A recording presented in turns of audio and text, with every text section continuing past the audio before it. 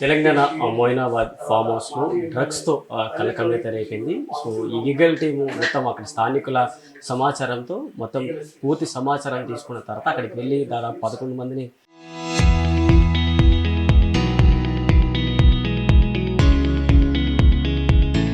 అదుపులోకి తీసుకున్నారు. సో ఈ వివరాలు ఈగల్ టీంకి ఏ విధంగా వచ్చాయని తెలుసుకుందాం. సో ఈగల్ ఎస్పీ గిరిధర్ మనతో పాటు ఉన్నారు. సో మీ ఫోర్స్ ఏ విధంగా పనిచేస్తుంది, మీకు ఈ వివరాలు ఎలా వచ్చాయి?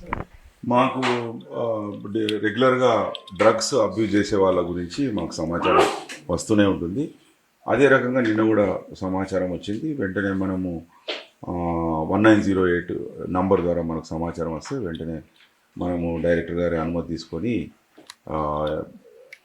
ఫ్యూచర్ సిటీ కమిషనర్ గారి సమన్వయంతో అక్కడ మొయినాబాద్ పోలీసులు మరియు ఎస్ఓటీ టీము, మా team eagle force team 3 teams కలిసి ఫామ్ హౌస్ మీద రైడ్ చేయడం జరిగింది. అప్పుడు చేసే క్రమంలో మన ఆఫీసర్స్ వెపన్ యూజ్ చేసినట్టుగా సౌండ్స్ విన్నారు. వెంటనే మన వాళ్ళు పరిగెత్తుకెళ్ళి అక్కడ ఉన్న 11 మందిని కస్టడీలో తీసుకోవడం, అందులో వెపన్ వాడిన తర్వాత అతను పక్కన ఉన్న దగ్గర వాడిన క్యాటరేజెస్ సీజ్ చేయడం జరిగింది. తర్వాత వివిధ క్లూస్ వాళ్ళ దగ్గరికి వెళ్ళి సేకరించడం జరిగింది. తర్వాత డ్రగ్ టెస్ట్ చేస్తే అందులో ఒక 5గురికి పాజిటివ్ వచ్చింది.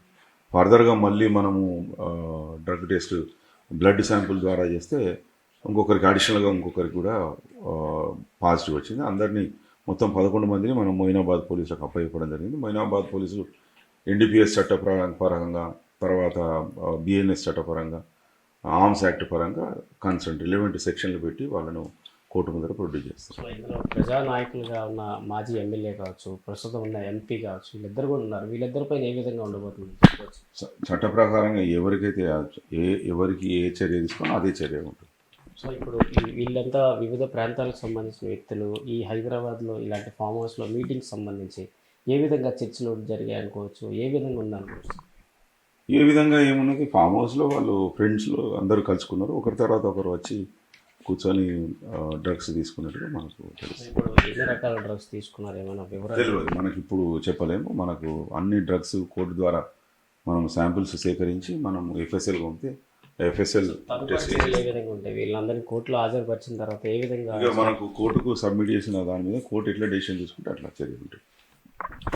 సో ఇది మొత్తంగా అయితే మొయినాబాద్ ఫామ్ హౌస్లో జరిగిన మొత్తం ఈ డ్రగ్స్కి సంబంధించి ఒకసారి వివరణ తీసుకుంటే స్థానికుల ఇచ్చిన వివరాలతో డ్రగ్స్ టీమ్ పూర్తిగా విచారణ చేసుకుంటూ వారికి ఇచ్చిన అంశాలతో అక్కడ ఫామ్ హౌస్కి వెళ్ళడం జరిగింది. అక్కడ ఒక గన్ను ఫైర్ అయ్యడంతోనే సో మొత్తం లోపలికి వెళ్ళి ఈగల్ టీమ్ మొత్తం ఉన్న వారందరినీ ఎవరెవరు పాల్గొన్నారో వారందరినీ కూడా అదుపులోకి తీసుకున్నారు. ఇందులో 11 మంది వరకు అదుపులోకి తీసుకోవడం అయితే జరిగింది. సో మాజీ ఎమ్మెల్యే రోహిత్ రెడ్డితో పాటు ఇప్పుడు ఏలూరు ఎంపీగా ఉన్న పుట్ట మహేష్ కుమార్ గౌడ్ దొరకడం, సో ఈ కేసులో ఇప్పుడు సర్వత్రంగా ఉత్కంఠ నెలకొందని చెప్పుకోవాలి. సో ఈ 11 మందిని కూడా పోలీసులు నిన్న నుంచి డ్రగ్ టెస్ట్ అంతా కూడా చేసిన తర్వాత ఇందులో నిన్న జరిగిన తర్వాత 5గురికి అక్కడ పాజిటివ్ అయితే వచ్చింది, 6గురికి నెగిటివ్ వచ్చింది. ఈరోజు ఉదయం మరొకసారి టెస్ట్ చేస్తే ఇందులో 6గురికి పాజిటివ్ వచ్చింది. అంటే మహేష్ కుమార్ గౌడ్కి ఇందులో రెండవసారి పాజిటివ్ వచ్చిందని చెప్పుకోవచ్చు. సో మొత్తంగా ఈ 11 మందిని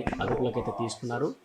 కోర్టు ముందు హాజరుపరిచిన తర్వాత ఎవరికి ఏమేమి శిక్ష విధంగా పడాలనేది చూస్తారు. సో మొత్తంగా ఈ భారత న్యాయ చట్టం ప్రకారం కావచ్చు, మిగతా ఆర్మ్స్ లా ప్రకారం కావచ్చు, గన్ ఫైరింగ్ సంబంధించి కావచ్చు, ఇలాంటివన్నీ కూడా ఒక్కొక్క అంశానికి సంబంధించి కేసు కూడా ఫైల్ చేస్తారు. సో ఇవన్నిటిని కూడా న్యాయస్థానం ముందు హాజరుపరిచిన తర్వాత దీనిపైన ఏ విధంగా న్యాయమూర్తి విచారణ చేస్తారు, సో ఏ విధంగా వాదనలు విన్న తర్వాత ఎవరెవరికి ఏ విధంగా శిక్షలు విధించి ఎన్ని రోజులు కఠినగారి శిక్షలు విధిస్తారా లేకపోతే జరిమానాతో వదిలేస్తారన్న దానికి సంబంధించి పూర్తి వివరాలు రావాల్సింది అనుకోవచ్చు.